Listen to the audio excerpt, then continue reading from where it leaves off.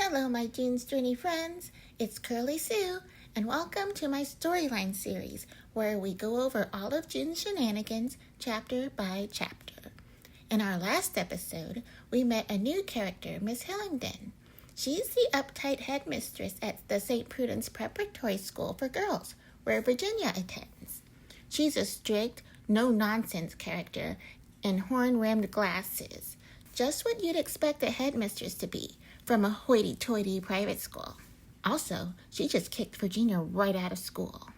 To recap, after the violent deaths of her sister and brother-in-law and the kidnapping of her niece Virginia by her deranged bio dad, June decides that her and Virginia could use a little getaway. It's a great time for this because Virginia has just been kicked out of school for truancy and doesn't have anything to do anyway.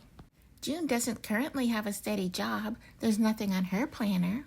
We have plenty of time and plenty of old money to burn. Let's go. Volume 1, Chapter 8, A Trip to Paris. Okay, I've never been. If anywhere in the world could lift Virginia's spirits, it had to be Paris. The city had been my home for a time and was still home to my best friend Amelia. But our trip soon took an unexpected turn. Well, we made it here, the city of light, Grand Paris. Who's excited? It looks like June is. How about you, Virginia? Virginia says, I guess. Do I smell apathy? June doesn't. She continues on. My years in Paris were the best years of my life. Here I have a picture. Let me show you. This is me, Jack, and Amelia at our favorite cafe. We already know Jack, but Virginia wants to know who's Amelia. June tells Virginia that Amelia is her best friend. They met here in Paris at the end of the war and instantly hit it off. They always knew they had the other to rely on. She's a super talented painter, and also she's going to give us the grand tour of Paris. We are going to see it all. Virginia is still not feeling it. All of this chit-chat is for the birds. She says, I know you're really trying to cheer me up, Aunt June, but can we just go? June says, okay, but let me just look for this gift I brought for Amelia. Virginia says, a cat charm? June explains that it's a ritual that she and Amelia have. June thinks of Amelia as cat-like, fiercely independent and not afraid to show her claws. You're gonna like her. And here she is. Amelia, it's so great to see you. This is my niece, Virginia. Amelia notes that June is still globetrotting all around the world, then asks Virginia what she thinks of Paris so far. Virginia answers, I don't know, I've never really been to Europe before. So Amelia promises to show Virginia everything, but before that, June gets a gift. It's a butterfly brooch, and June loves it so much. My guess is it symbolizes June fluttering all over the globe. I'm kind of feeling left out of this gift exchange. How about you, Virginia? Oh, nothing for her? Well, then let's quickly move on to a different topic. It looks like it's going to be about this boyfriend Amelia's been writing about in her letters to June. So, June says, are we going to meet him at some point? Amelia says, oh, Pascal, he comes, he goes. Maybe we'll meet him later. Well, that was a squirrely little answer, and June notices. She says, doesn't sound like love's young dream. Amelia answers, who's young over here? I gave up dreaming long ago. So it doesn't sound like the ideal new relationship, but at least Virginia is showing some interest now. But June will have none of this. She tells Virginia to cover her ears. Better yet, why don't you just skedaddle out of here? The adults are talking. Well, now that she's gone, let's dive deeper into our love lives. We are discovering from Amelia that Jack wrote her a letter telling her that sparks were flying between June and this handsome Cuban. Oh yeah, remember Julian? Jack didn't give enough details for Amelia's liking, and she wants to know more. June replies that he was a charmer and the future mayor of Havana. But I beg to differ because I recall Julian telling Jack that he was losing that mayoral race in a dismal way. Hopefully that's all in our past and we can fluff up the story for Amelia now. June continues, But you know me, darling. I could never see myself as a politician's wife. Did she just say wife? The thought of marrying Julian must have crossed her mind at some point. Luckily, something falls out of Amelia's bag, and it's enough to draw our attention away from Mr. Julian Reyes.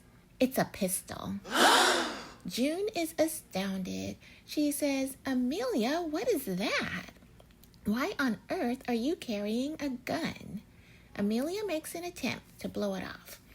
Oh, it's nothing. She tells June it's for safety. You never know when you'll need one.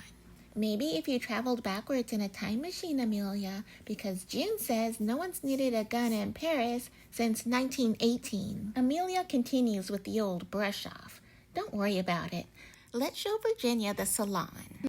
I have a feeling that this subject may come up again. But for now, let's start showing Virginia some attention. By the way, where did she go? Oh, here she is. So now we're in an art gallery, it seems, and we're meeting someone new. Silvio is his name, and he has really dressed himself today. Fur and feathers over a well-tailored suit. Oh, and the jewelry. Check out that ring. Either he's someone special or he thinks he is. Amelia, he says, I see you have prettier company today. Where is that charming beau of yours? Amelia replies, Pascal is away. Then turns his attention to the others. These are my friends, June and Virginia. There are no polite greetings for them from Silvio. Instead, he says, Pity we don't see any of your artwork here today, Amelia. June is picking up on the snark and asks Silvio, What about you, Silvio? Are you an artist? Any of your work over here somewhere? Silvio seems offended. Here? Heaven forbid. The real artwork is at my exhibition. Take a gander at this flyer. Silvio Santini's grand unveiling of the Piazza of Love. And off he goes. Well, excuse us, sir. June turns to Amelia. Is he always so insufferable? Amelia tells her, yes, always. He's got quite the ego. June does admit, though, the painting is actually pretty good. Amelia begrudgingly agrees, yeah, life's not fair, is it? Virginia pipes in, I don't know what he's talking about, but I like the art on these walls. June says there's a word for people like him, but I'm not going to say it. And, oh great, he's coming back. Silvio's back with a warning. By the way, use caution if you're planning to buy any art while you're here. There are so many unscrupulous people out there. With that, he shoves a magazine Amelia's way, and he's prancing off again. Such with the drama. But what is this magazine? The Secret Art of Forgery? June asks Amelia what's Silvio talking about. Amelia just says, we're leaving. June is sensing that something's off. Amelia, is something wrong? No, everything's fine. I just want to get out of here. Amelia was silent the entire cab ride back to her studio. June is now determined to get to the bottom of this situation. All right, Missy, what's up? You're carrying a gun. You're storming out of the salon. Tell me something. Well, I guess we can't hide anything from June for very long. Finally, Amelia is gonna crack. You're gonna have to sit down for this one, June. Okay, so you've been asking me what I've been working on. Here it is. It's an unfinished painting. June looks at the painting with a bit of recognition.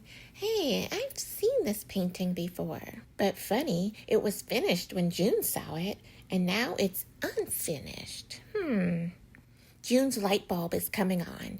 Amelia, this painting... Amelia cuts in. It's a forgery, I know. My boyfriend Pascal and I were having trouble making rent. As you know, I'm an awesome painter. I thought I could use that skill. Well, Pascal found a buyer. It was really only meant to be a one-time thing. Well, Amelia, now it's a dirty little business. June is disappointed. Art forgeries? I'm just surprised you would use your talent that way. Your work is so awesome and inspired. You know how I love it so much.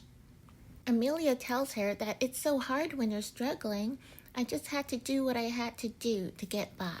But my goodness, it's turned into such a mess. All of Amelia's story is spilling out now. We got this letter, she said. Somebody found out. June reads the letter. This is blackmail. They're demanding money. So what are you going to do about this? Where is that scoundrel of a boyfriend, Pascal? Amelia tells June that the last time she saw Pascal, he was taking the money to the drop-off point. But that was days ago. You would think Pascal would be back by now. I'm kind of thinking that Pascal is a missing person. Amelia is justifiably worried. June is being comforting. There, I'm here now. We're going to figure this out. The first thing we need to do is find Pascal. So here we are near the drop-off point. Amelia says the letter said to leave the money under the bridge. Okay, so there's the bridge. Pascal would have walked this way. Maybe someone around here saw him. Virginia has a suggestion. Maybe let's ask this bookseller here at this bookstall. Proud Auntie June says, good thinking, Virginia. Bonjour, monsieur. June is speaking the French. We're looking for a man who came by here about a week ago. A week is a really long time, but this bookseller seems like he's gonna try and help. Bonjour to you two. What did this man look like? Amelia tells him his name is Pascal, and he's tall with dark hair. He had a black eye. A black eye? Turns out, I guess Pascal was a bit of a fighter, too. Wow, he's looking to be a real catch. The bookseller says, a week ago, I think I remember the man. And I remember because I needed to keep an eye on him because I thought he might be trouble. Apparently, all of us, except Amelia, immediately know this. And the bookseller continues. It looked like he had been drinking and he was arguing with another man. June asks, another man? What did he look like? The bookseller says he was wearing a purple vest and they went walking towards the bridge. They look towards the bridge and it looks like the bridge has become some sort of a crime scene. June says police cars, a crowd of looky-loos. It looks like something happened by the river. Amelia is beside herself. Oh my goodness, it's Pascal. I just know it. June says, you don't know that. Amelia cries, I do know it. I just have that feeling. So June tells her, well, let's go down there and see what's going on. When they get to the bridge, they see a police boat on the water. They can't see much and need a closer look. They go down by the river and attempt to commandeer an abandoned boat, but are stopped by a surly police officer. Okay, different approach. They go back up on the bridge and spot a telescope that gives a view of the water. With the help of a friendly mime, they get the French currency needed to operate the telescope. They look through the viewfinder and spot a couple of policemen covering up a corpse with a blanket. Amelia recognizes that corpse, and her worst fears have come true. It is indeed her boyfriend, Pascal. My poor Pascal!